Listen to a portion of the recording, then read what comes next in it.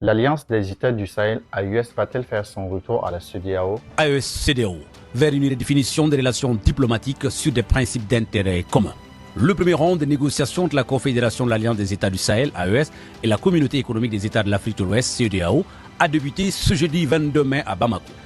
Les États membres de la Confédération des États du Sahel, le Burkina, le Mali et le Niger, dans cet ordre-là, ont certes quitté la CEDEAO en tant qu'organisation, mais ces pays restent profondément ancrés dans l'espace de l'Afrique de l'Ouest et ces pays restent attachés à la stabilité de notre espace, à sa prospérité, mais aussi au renforcement des liens d'intégration qui ont toujours existé entre nos pays et nos peuples. La Confédération des États du Sahel, à travers le Burkina, le Mali et le Niger, reste également animée de l'esprit constructif et panafricain qui a été à l'origine de sa création.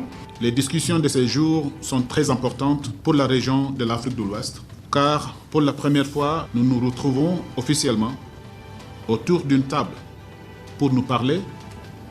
Et ce parler est pour nous tous, diplomates ici réunis, est l'unique moyen de faire avancer les choses et de trouver des esquisses, des solutions à tout ce qui nous sépare. Cette rencontre en dit long sur l'évolution des relations entre les deux blocs. Il y a 3 points essentiels à retenir. Premièrement, la CEDEAO reconnaît officiellement l'AES. C'est une étape majeure. Rappelons qu'auparavant, elle évitait soigneusement de prononcer le nom AES dans ses communiqués.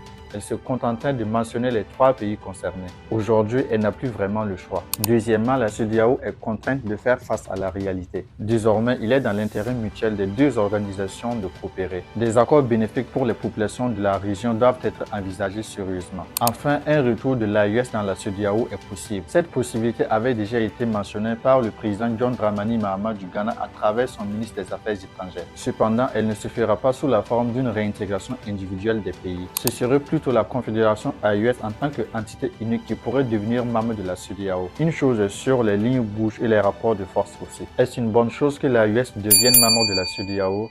Dites-moi ce que vous en pensez dans les commentaires. Merci, à bientôt.